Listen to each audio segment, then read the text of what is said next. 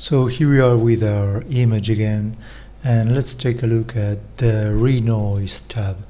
So here we have our image. Let's enable the 3D bokeh tab, and we are going to see some defocusing going on in both extremes of the space. Let's go right to the focal point, and you can see it's a little bit harsh, so let's introduce some softness, and that's it. And what you can see right away is the loss of noise, render engine noise, that we have in front and behind the focus plane. So the tool to fix that is the Renoise tab, and you basically at the moment you have two ways to recover or to artificially add some properties like this noise you have here. So you can do it by dither or grain. So let's enable dither first, and you're going to see the effect. And now it's a mono dither, so maybe you want to make it RGB. But if I introduce dither, you're also going to see that you're introducing noise on the circle of confusion or focus area where you don't want to introduce it.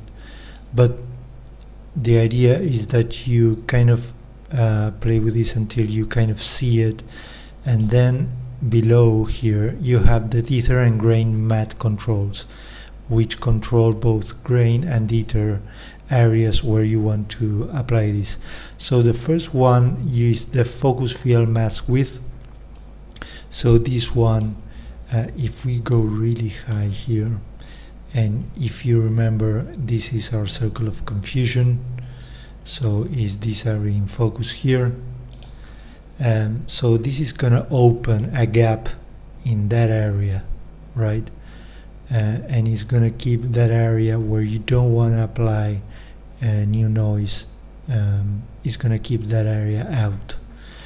Again, as any other control in ZOpticals, if you move the focal point, that area is gonna be updated automatically. It's not that because you're moving the focal point back there, the area is gonna remain here, and you have to manually push it back to this new focal point. These controls are gonna update automatically.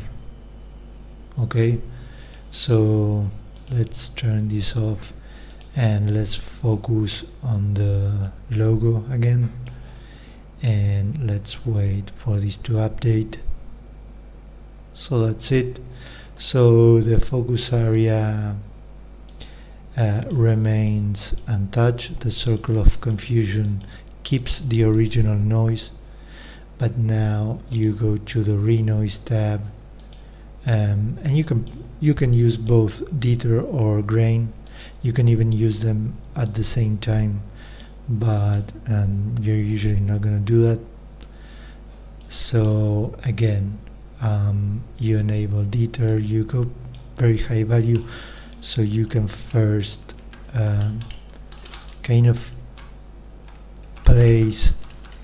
open the gap in there, and then once that's done, you can go a little bit more subtle and introduce some noise until if kind of this area matches with this one over here.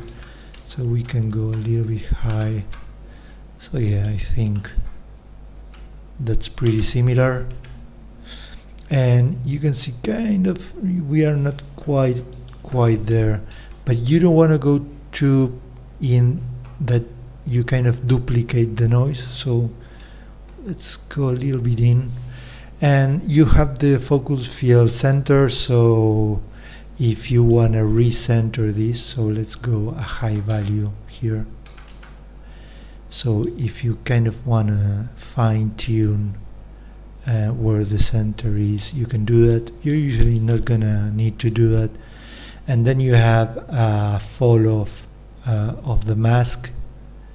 So there it is. You can introduce more fall off for the background, or more fall off on the other, going on to the other side. Usually these three setups or knobs, you're usually not gonna need to use them too much. So let's go down to the point where we were happy with how we are matching the noise. So there it is. So you have now recovered some properties of that noise that we used to lose before doing this. So it's also good to check before and after. So if I disable the 3D bokeh tab completely, that's the original noise, and if we enable this, we can still see that we are keeping the noise, because then you're going to go in your comp and you're going to regrain this. So let's say you're going to use the grain that is being used for this camera sensor in particular. This is maybe you're making a full CG shot here, so you wanna use the real grain for the movie you're working on. So if you don't recover the original noise, so let's disable this now. As you can see, it's kind of difficult to tell, but you're gonna have a mismatch in between the area in focus and the area that is out of focus.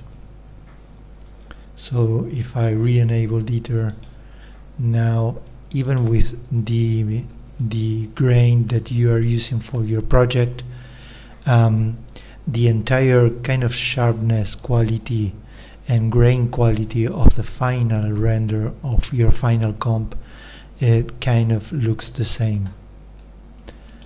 So let's say we don't do that, and you're kind of doing a tech check of this. You're going to see that the grain is not matching in the circle of confusion. And if we compare the original, it's gonna look like that. So now I'm kind of running a tech check compared to the same input. That's why it looks the same. And in here I'm kind of using the plate input for the render and the comp input for the render there. This is the grain that I have introduced, so it's doing that. And now if I introduce the ether, everything begins to look equal. So this is the before, this is the after. So this is without the dithering, and we can see the difference if I rematch the render noise with the like with the render engine one. Everything looks more similar in noise quality. So that's it for now. I'm not gonna do the demo now, but you can do the same with these grain controls.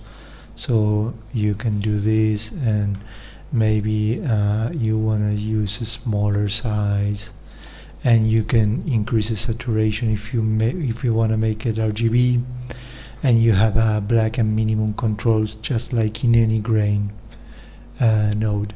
So this is another way that you can use to match your render engine noise quality before you do your final regrain in comp.